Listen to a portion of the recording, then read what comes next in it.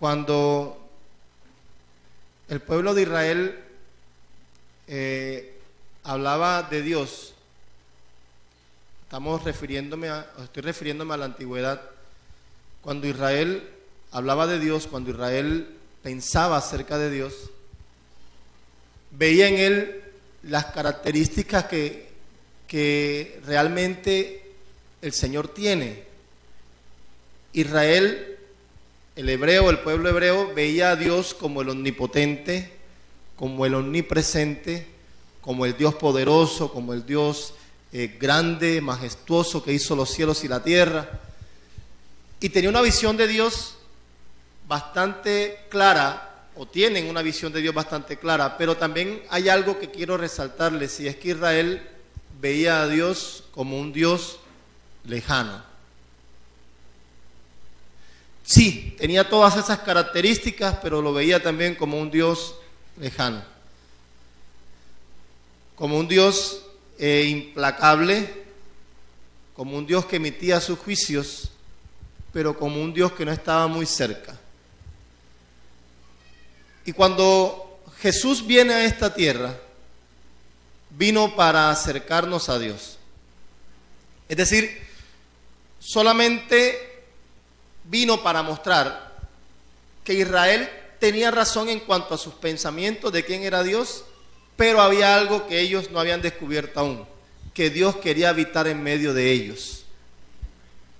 Amén. Una de las grandes bendiciones que tú y yo tenemos hoy como cristianos es que podemos tener a Dios en nosotros. Como alguna vez lo expresó nuestro pastor Iván, ¿cómo imaginar que un Dios tan grande, que no tiene espacio en el universo para ser retenido, dice la Escritura que la tierra es el estrado de sus pies? ¿Cómo un Dios tan grande como ese puede habitar en mi corazón y en el tuyo? Son las grandezas del Señor, ¿verdad? Es lo que Dios hace. Y en medio de la vida de Jesús, en medio de su transitar en la tierra, vamos a encontrarnos con algunos detalles bien hermosos que un hombre llamado Juan los tuvo en cuenta. Es más, los plasmó en su evangelio. Vamos a encontrar en Juan un hombre de detalles que deja ver la humanidad de Cristo expresado en su máximo, pero también deja ver el amor de Dios a través de Jesús. Una de las grandes controversias teológicas de la antigüedad era precisamente esa: si Jesús era Dios o era hombre. Y Juan en su evangelio nos deja ver que fue ambas cosas.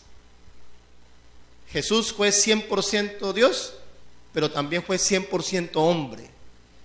Y fue 100% hombre porque dedicó su vida a mirar las necesidades de la humanidad. Vivió como hombre para conocer las diferentes situaciones que tú y yo podamos presentar, pero también vivió como Dios, porque vivió santamente en esta tierra, sin mancha, sin pecado, sin injusticia. Y hoy quiero que hagamos un recorrido por cada uno de los milagros que Juan nos presenta, porque en cada uno de los milagros que Juan presenta vamos a encontrar aspectos hermosos de Jesús. Y podemos relacionarlos hasta nuestros días, porque es que lo que hizo Jesús ayer lo sigue haciendo hoy. Amén. Por eso el escritor de Hebreos dice que Jesús es el mismo de ayer, de hoy y por los siglos. Es decir, que el Dios de Israel, el que Israel percibía de esa forma tan majestuosa, Jesús lo aterrizó a nuestras vidas para que nosotros sigamos pensando lo que Israel pensó, pero que también ahora entendamos y comprendamos que Dios quiso habitar en medio de nosotros. Y lo hizo a través de Jesús. Amén. Y quiero que vayamos un momento al Evangelio de Juan y abramos nuestras Biblias en el capítulo 8 de Juan.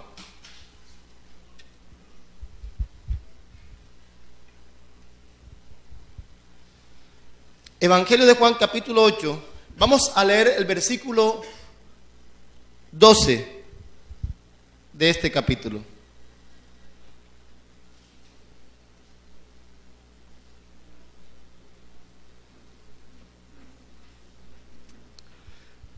¿Ya lo tienes? Evangelio según San Juan, capítulo 8, versículo 12. Vamos a leer ese solo versículo inicialmente, porque vamos a rescatar de ahí una gran verdad. Dice la Escritura: otra vez les habló diciendo, Jesús quien hablaba decía, yo soy la luz del mundo, el que me sigue no andará en tinieblas, sino que tendrá la luz de la vida. Yo soy la luz del mundo, el que me sigue no andará en tinieblas, sino que tendrá la luz de la vida. Puedes tomar tu lugar, mi amado hermano. Una de las grandes verdades de la Escritura es que Jesús ha traído luz a nuestra vida. Porque nosotros antes vivíamos llenos de tinieblas. Es decir, nuestras vidas carecían de dirección. La luz es específica porque trae dirección. Nos permite visualizar. Cuando hay luz a nuestro alrededor podemos ver claramente. El problema es cuando la oscuridad está reinando. No hay nada más complicado que caminar a oscuras. ¿Cuántos han caminado a oscuras alguna vez? Cierto, los dedos son los que sufren, o las espinillas, en algunos casos las rodillas, ¿verdad? Tropezándonos porque a pesar de que teníamos una idea clara de lo que había cuando teníamos la luz, cuando esta desaparece, como que nos desubicamos, ¿cierto? Y tendemos siempre a golpearnos. Eso en un sentido natural. Ahora, expresándolo en un sentido espiritual, Jesús dijo, yo soy la luz del mundo. Quien me sigue no andará en tinieblas, sino que tendrá la luz de la vida.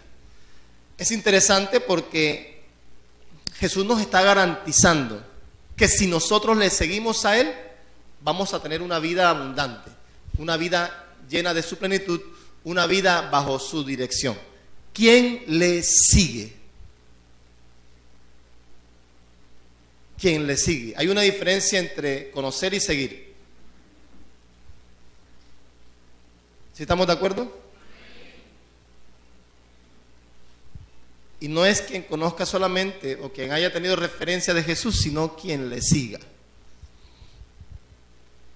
Pero en medio del Evangelio de Juan, vamos a encontrar algunas verdades, algunos milagros que nos dejan ver cómo esa luz puede hacerse efectiva en nosotros. Cómo podemos desarrollar esa bendición en nuestras vidas. Cómo podemos disfrutar de esa gran bendición que Dios a través de Jesús nos trajo. Y quiero que repasemos algunos milagros. El primero de ellos es el que aparece en Juan capítulo 2.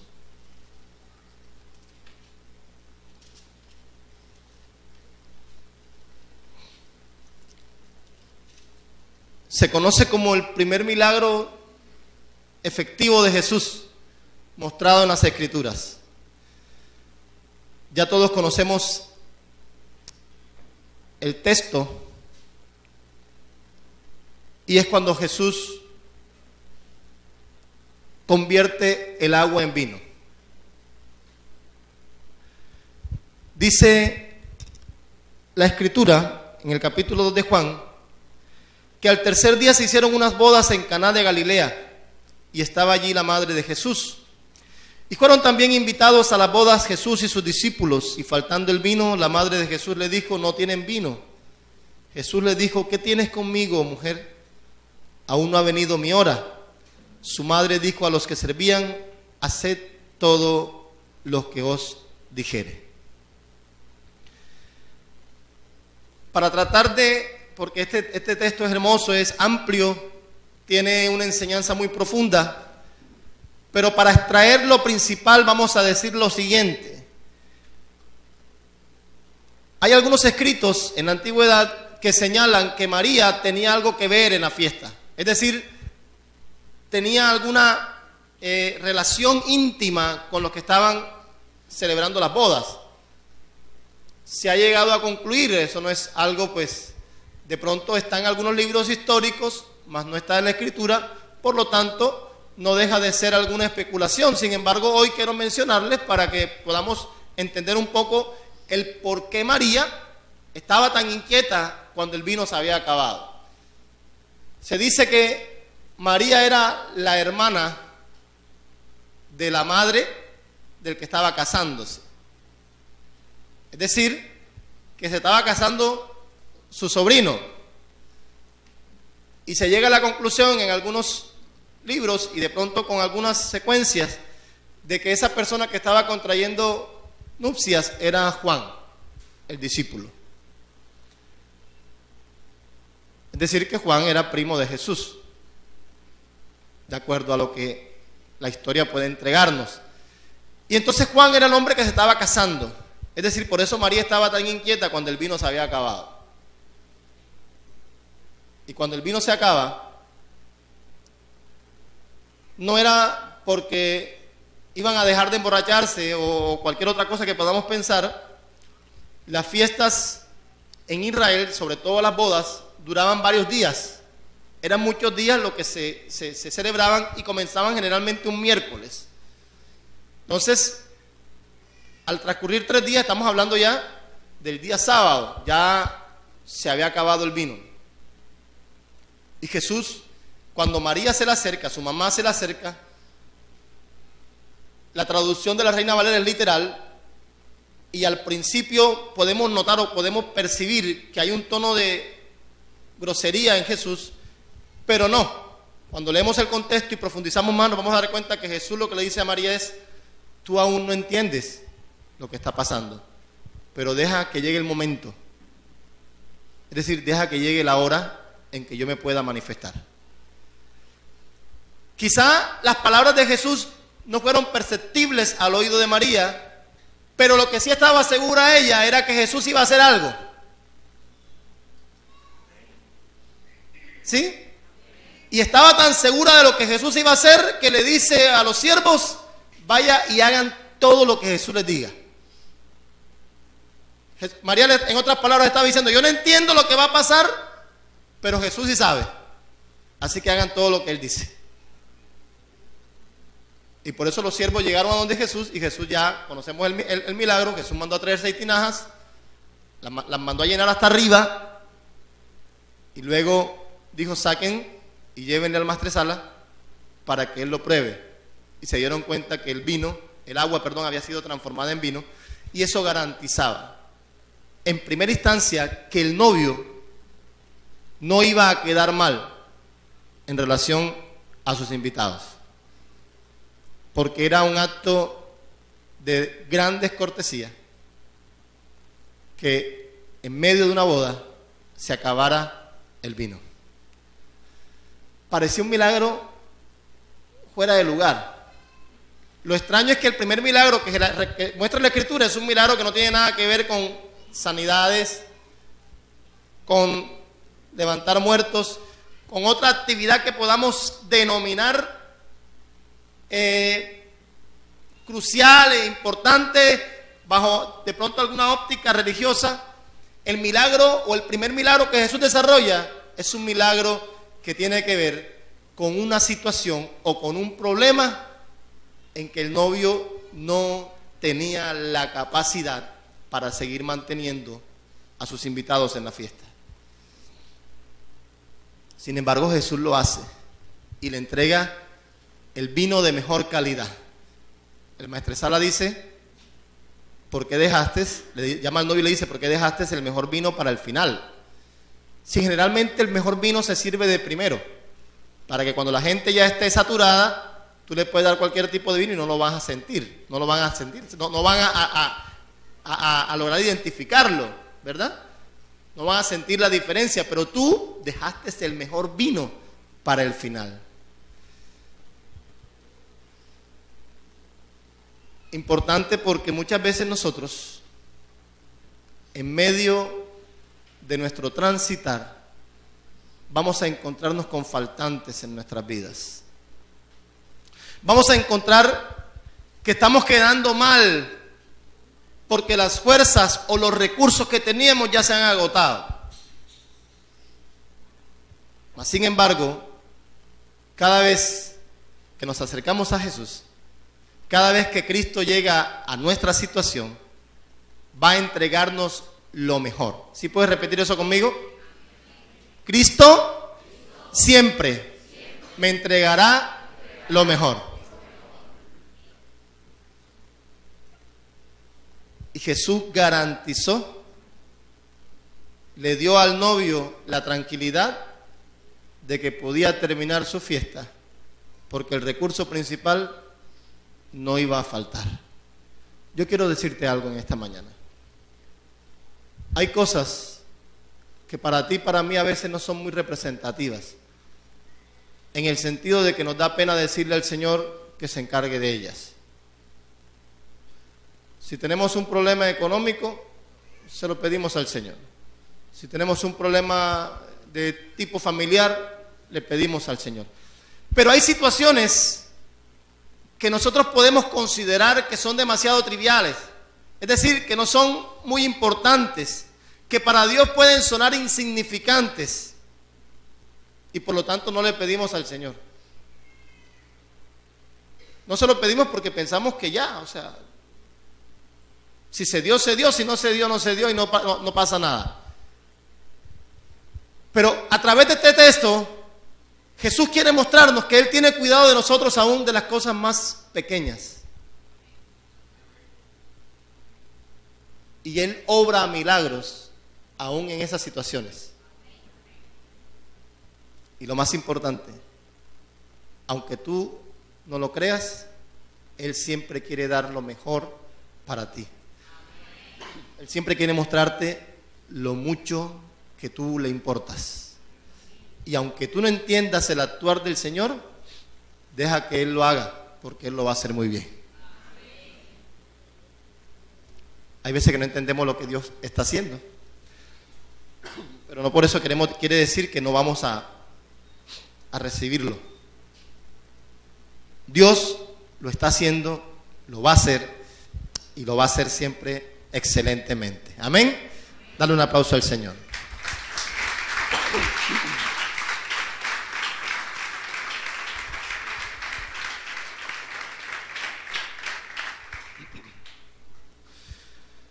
Siguiendo por el recorrido de las obras de Jesús, vamos a encontrarnos con algo maravilloso. Vamos a encontrarnos en el capítulo 5 de Juan con un hombre que era paralítico.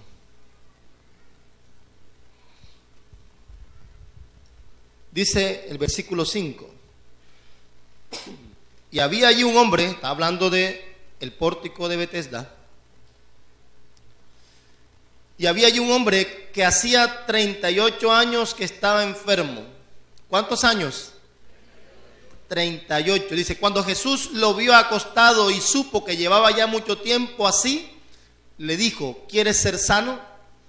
Señor, le respondió el enfermo, no tengo quien me meta en el estanque cuando se agite el agua, y entre tanto que yo voy, otro desciende antes que yo. Jesús le dijo, levántate, toma tu lecho y anda. Una de las grandes dificultades nuestras es que muchas veces cuando Dios nos pregunta algo, le respondemos otra cosa diferente. Jesús, ¿qué le preguntó a este hombre? ¿Quieres ser sano? ¿Cuál es la respuesta más lógica? Sí, ¿verdad?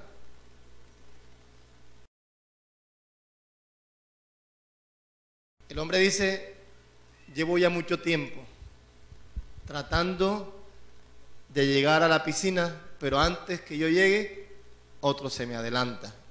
Para comprenderlo mejor tendríamos que leer desde el principio.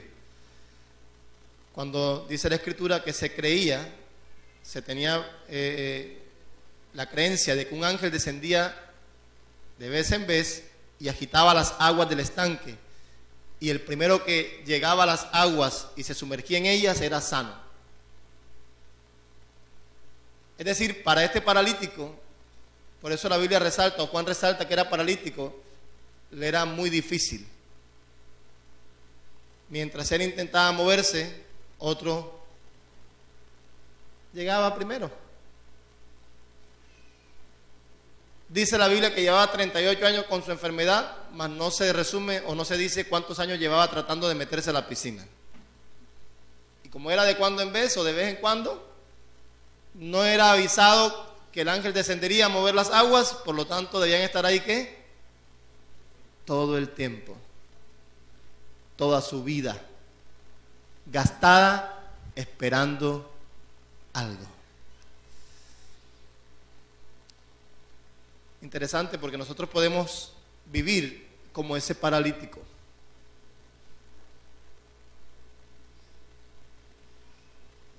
Lisiados por muchos años, esperando que alguien o que algo suceda bajo nuestra percepción para poder ser libres, cuando lo que Dios quiere es actuar en ti ahora. Es fácil para nosotros entrar en la historia y criticar al paralítico. Lo más tremendo es cuando quitamos un poco la parte literal y encontramos el espejo de la Escritura y podemos observarnos a nosotros mismos.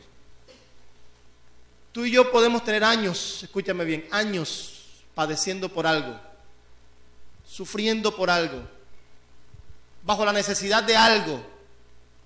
Pero lo más triste es que esa necesidad que tú y yo podamos tener, hemos colocado nuestra esperanza en alguien o en algo. Y estamos esperando a que suceda porque creemos que apenas suceda vamos a ser felices.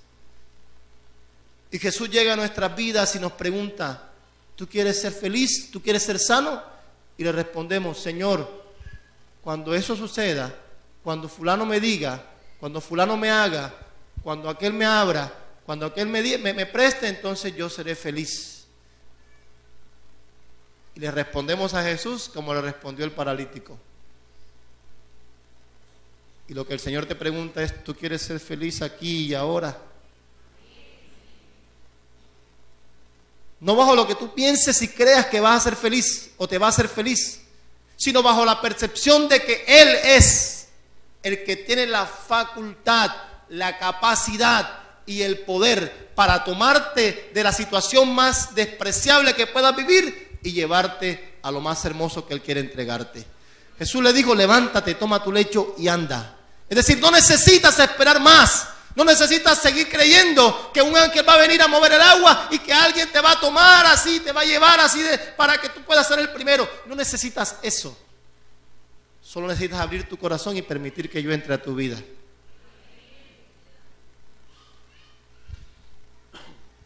Hay cosas, mis amados hermanos, que tú y yo desconocemos. ¿Sabes por qué tú y yo no somos felices como debemos serlo?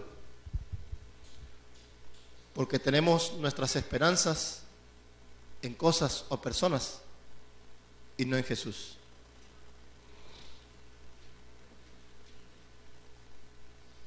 Pero el día que cambiemos esa realidad y coloquemos nuestra mirada en el Señor y creamos que Él es realmente el único que puede hacerlo, nuestras vidas van a ser transformadas.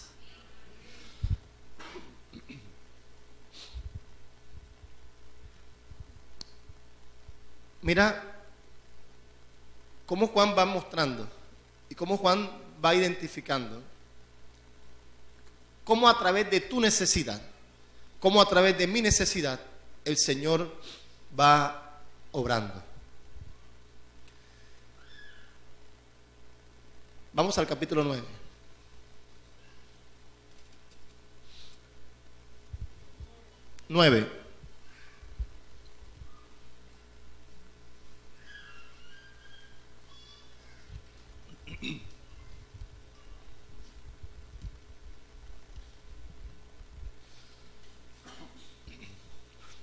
Juan nos habla de la sanidad de un ciego de nacimiento.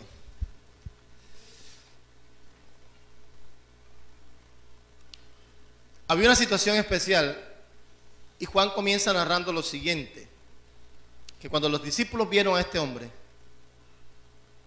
menospreciaron quizás su vida, pero lo más tremendo, juzgaron su situación. Ellos le dijeron: Señor, ¿quién pecó? ¿Este o sus padres? Mira lo compleja de la situación. ¿Qué dice la Biblia? Que era un ciego de qué? Es decir, que nació. ¿Qué pecado podría haber cometido para nacer ciego?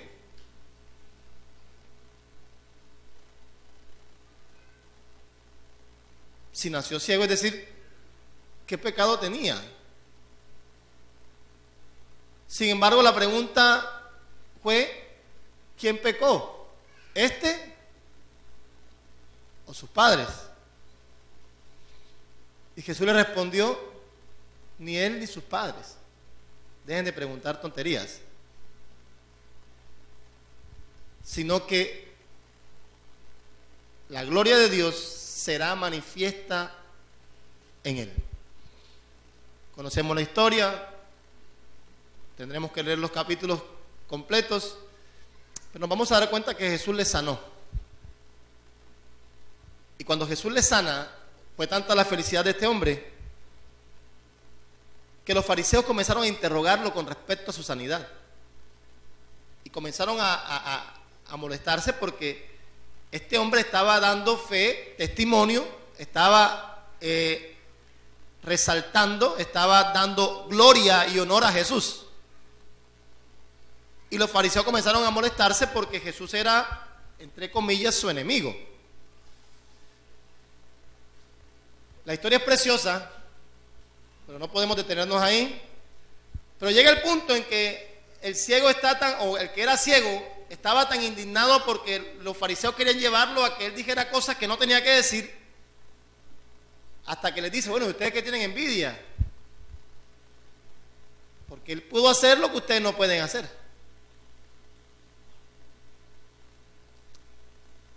Y ocurrió algo tremendo. Tomaron a este hombre sano y lo expulsaron. A pesar de que los textos corren rápidamente, quiero que entendamos algo. Expulsar a alguien, o que alguien fuese expulsado en la época de Jesús, quería decir que era totalmente despreciado por la humanidad. Perdía la capacidad, la facultad de ingresar al templo.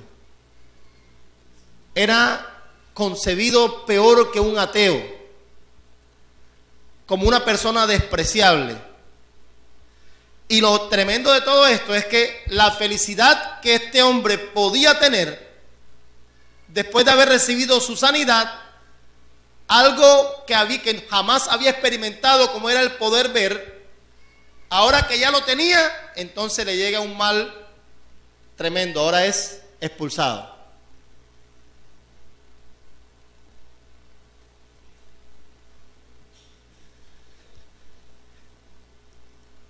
Y cuando esto sucede, Jesús le dice: yo soy la puerta. Estaba diciendo: no te preocupes si te cerraron las puertas de un templo. Yo soy la vida.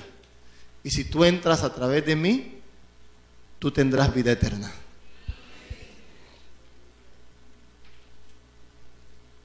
Jesús llegó a la vida de este hombre en dos momentos importantes. Cuando sintió que ya nada podía pasar. Y Jesús le devolvió la vista, y cuando creyó que era el hombre más despreciado de todos, entonces Jesús le dijo: no te preocupes, que yo no te voy a despreciar.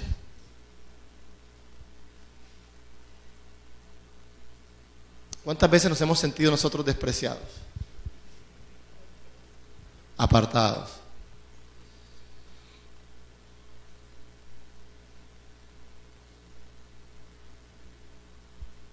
Vamos a hacer un recorrido rápido por la Escritura. Zaqueo fue un hombre despreciado y Jesús fue a cenar con él. La mujer adúltera fue una mujer despreciada y Jesús la perdonó. La mujer samaritana iba al pozo de Jacob a sacar agua en una hora en que no iban las otras mujeres, porque era una mujer que, dice la Biblia, que era una mujer pecadora. Sin embargo, Jesús tuvo misericordia. Llegó al pozo a la hora que ella llegaba porque quería entregarle vida eterna. Jesús siempre está interesado en llegar a ti y a mí cuando nosotros pensamos o creemos que somos las personas más miserables de este mundo.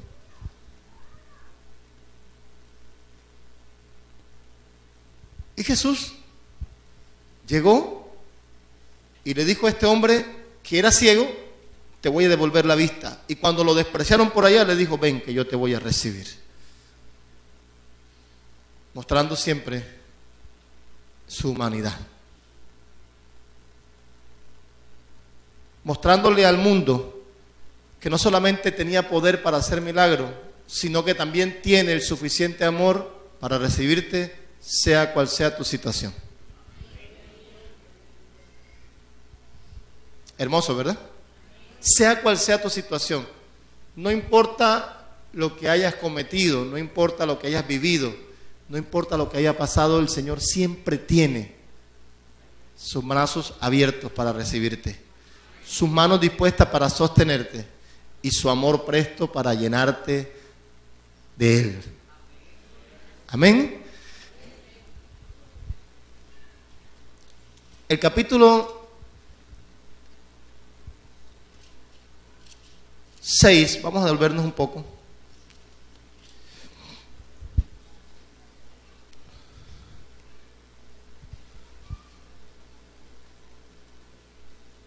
Desde el verso 16,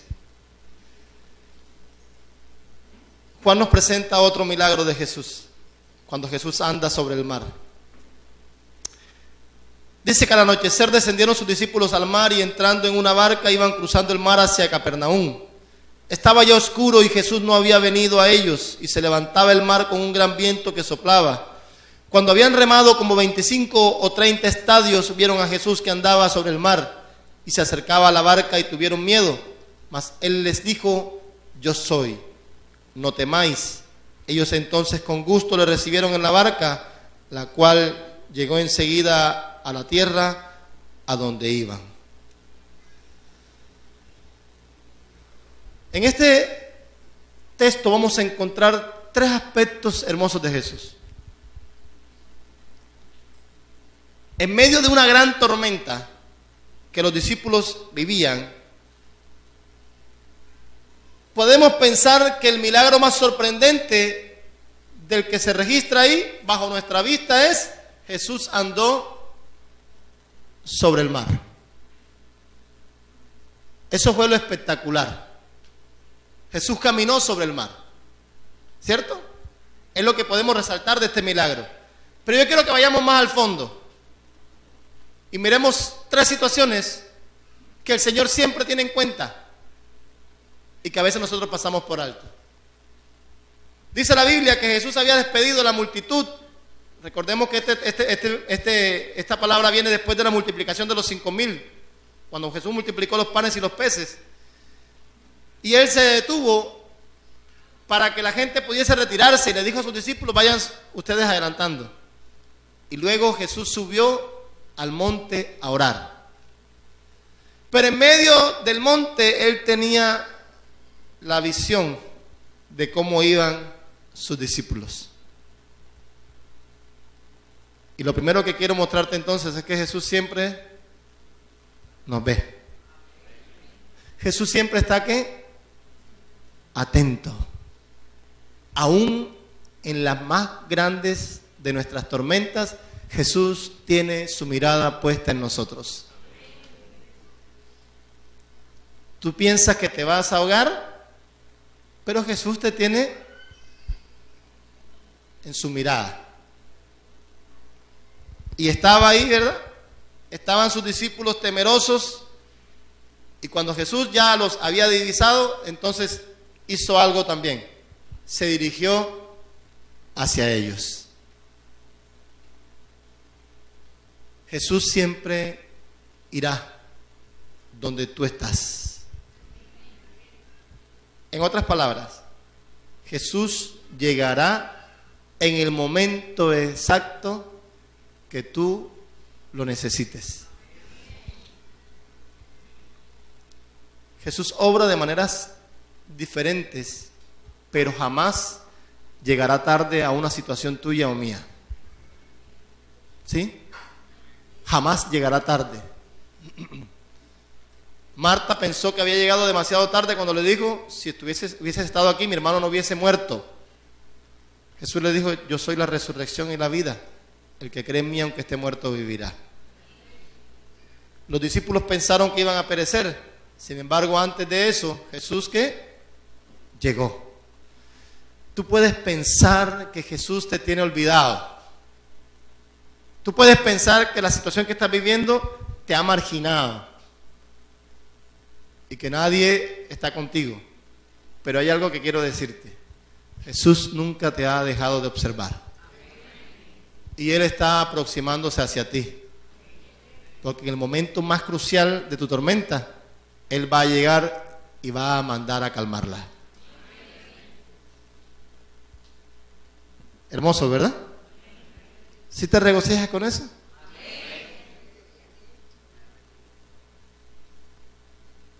Y cuando Jesús llegó, los tomó y los puso a salvo. Jesús te observa, Jesús se dirige a donde ti y Jesús te salva. Jesús toma control de la situación y te lleva al lugar donde tú ibas a llegar. Hay cosas, mis amados hermanos, en las cuales nosotros vemos o queremos ver lo más sorprendente, pero omitimos los detalles. Jesús es un Dios de detalles. Jesús es una persona que está pendiente de cualquier necesidad que tú puedas tener. A veces tú y yo oramos para que Dios se manifieste de alguna forma extraordinaria, y Dios puede hacerlo, pero Dios quiere mostrarte otras cosas. Dios quiere mostrarte lo hermoso que Él es contigo. Dios quiere mostrarte a través de Jesús lo importante que tú eres para Él. Y muchas veces lo extraordinario no es lo que te conviene. Muchas veces lo extraordinario no es lo que te convienen otras cosas que aprendas a conocer y a descubrir de parte de Dios.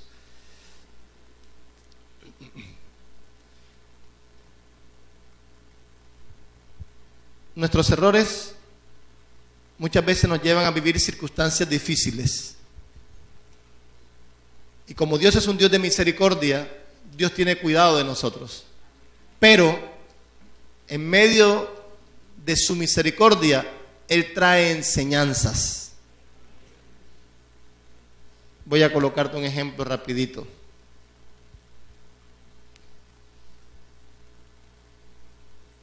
Nosotros a veces somos muy dados a endeudarnos con facilidad.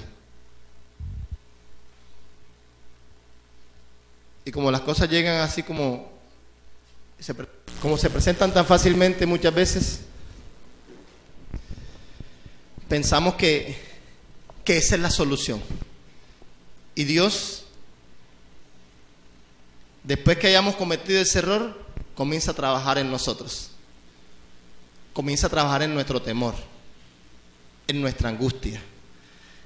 Y la mejor forma o la manera como nosotros pensamos que debe resolverla, sino que Dios va resolviéndola a su manera para que en medio de ese proceso tú y yo vayamos reconociendo y vayamos entendiendo cuál es el proceso. Es decir, nosotros, cuando tenemos una deuda gigante, inmensa, en la que hemos caído por nuestros errores, la solución que pensamos es: Señor, mándanos a alguien que nos pague esa deuda de inmediato. Así oramos, ¿verdad? ¿Estamos de acuerdo? Señor, mándanos que paguemos esa deuda ya, Padre. Pero ¿sabes qué ocurre? Dios puede hacerlo, tiene poder para hacerlo, claro que sí. Pero ¿sabes qué ocurre si Dios te hace eso? Te vuelves a endeudar. ¿Por qué lo consideras que es facilito? Yo me endeudo, oro y Dios me responde. Pero como Dios conoce tu corazón y el mío, Él no va a obrar de acuerdo a como tú y yo le pidamos, sino como Él quiere hacerlo. Y entonces Dios va a permitir que tú y yo padezcamos, y en medio de ese sufrimiento, en medio de ese dolor, Él va proveyéndonos, y tú vas a ver cómo te cuesta salir de esa situación, ayudado por Dios obviamente, bajo la paz del Señor. Sales de esa tormenta, pero cuando sales de ella, entonces vas a comprender y a decir: Señor, no vuelvo a cometer ese error. Y no solamente recibiste la ayuda de Dios, la protección de Dios, el cuidado del Señor, sino que también recibiste la enseñanza del Señor. Dios siempre tendrá cuidado de ti. Y por último, Juan nos presenta un cuadro bien tremendo. Jesús es crucificado, María, su madre, está llorando, sufriendo al verlo padecer de esa forma. Y cuando María siente que está perdiendo un hijo, Jesús le regala otro. Jesús le dijo: mujer, mira ahí a tu hijo. Y le dijo a Juan: hijo, he ahí tu madre. Basado en lo que habíamos hablado inicialmente, podríamos decir: bueno, María era la tía de Juan. Juan era el sobrino de María. Pero eso sería pensar de forma corta. Jesús estaba transmitiéndole a Juan y estaba transmitiéndole a María su amor a través de ellos. El uno al otro iban a entender el porqué de esa situación. Muchas veces tú y yo nos sentimos solos, abandonados, desechados por los demás. Y obviamente encontraremos el consuelo del Espíritu Santo en nosotros, pero el Señor siempre te va a enviar a alguien, no para que supla lo del otro, no para que reemplace a la otra persona, sino para que entiendas que siempre habrá alguien que tendrá amor para ti. Y siempre tú tendrás en tu corazón espacio para amar a alguien. ¿Sí me estoy explicando? Jesús no le estaba diciendo a Juan: tú vas a ser mi reemplazo. Le estaba diciendo a María: ahí tienes un hijo que quizás no hayas descubierto. Y le estaba diciendo a Juan: ahí tienes una mamá que no sabías que tenías. Ámala, ámalo. En tus momentos de soledad y de angustia, cuando piensas que ya todos te han abandonado y todos te han dejado, sí, Dios está contigo, Jesús está a tu lado, nunca vas a padecer, pero Dios siempre traerá una persona para que entiendas que a través de esa persona tú vas a volver a recuperar ese deseo ese sentimiento, esa necesidad de amar. ¿Sí? ¿Bajo qué dirección? Bueno, bajo la dirección que Dios presente. Dios dará respuesta a tu necesidad. Pero hoy quiero decirte algo. Todos los milagros de Jesús en el Evangelio de Juan tienen o están apuntados a satisfacer una necesidad de alguien. Dolor, temor, angustia, rechazo, desesperación. Dios siempre tiene cuidado de nuestras vidas.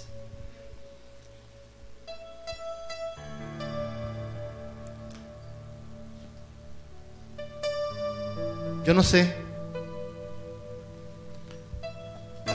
cómo hoy tú llegaste a este lugar,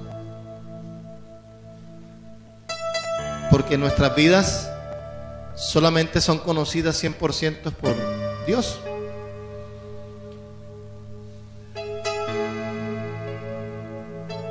Pero somos seres tan sentimentales que cualquier alteración tiende a desequilibrarnos.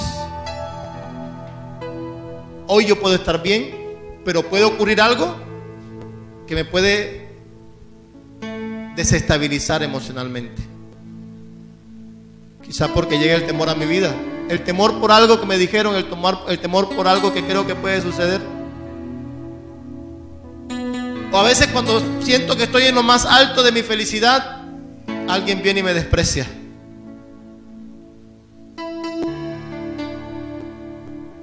Y se cae mi estantería, ¿verdad? Y lo que yo pensaba que era felicidad termina convirtiéndose en mi peor desgracia. Cosas que suceden a diario. ¿Sí? Cosas que suceden y que el Señor hoy, Dios hoy te está diciendo: yo tengo mi mirada puesta en ti. Yo conozco tu transitar. Sé lo que estás viviendo. Conozco tu situación. Conozco tu vida.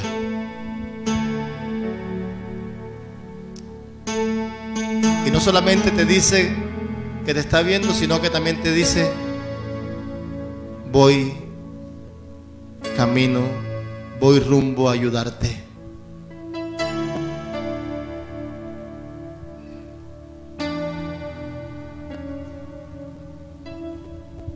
Y lo más hermoso cuando llega donde ti, y hoy llegó donde ti, ¿sabes? Lo más hermoso es que hoy te dice: yo tomo el control.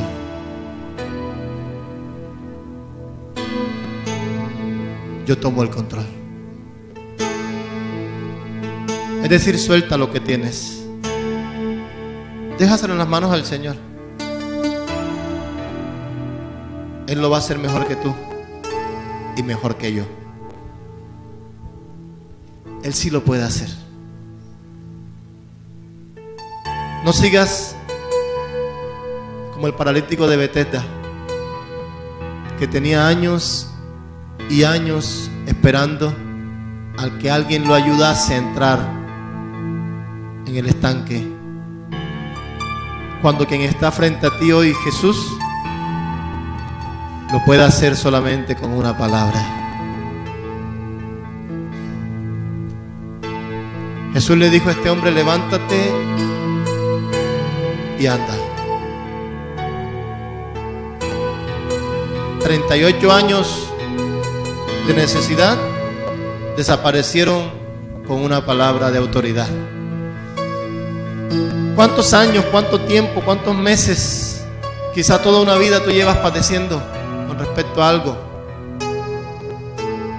Dios te dice hoy: levántate. Levántate.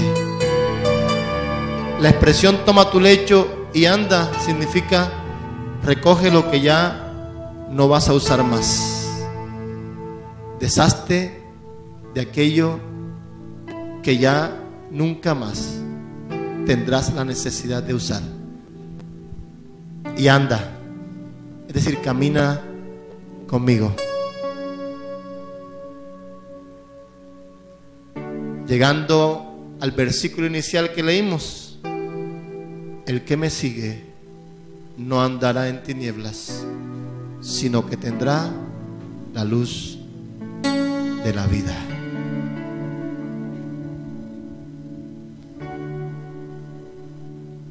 ¿Tienes hoy alguna necesidad?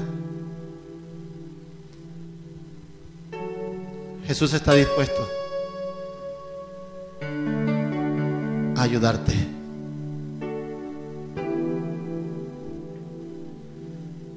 Jesús te dice en esta mañana: ¿quieres ser libre?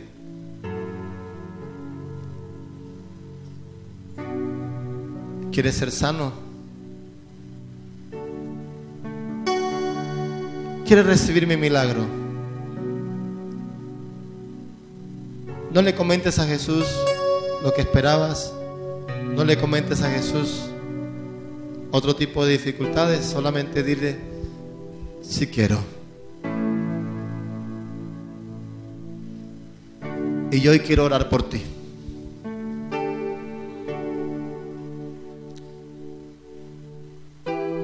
Si hoy llegaste turbada, turbado, triste, afligido, hoy es una mañana especial. Hoy es una mañana hermosa.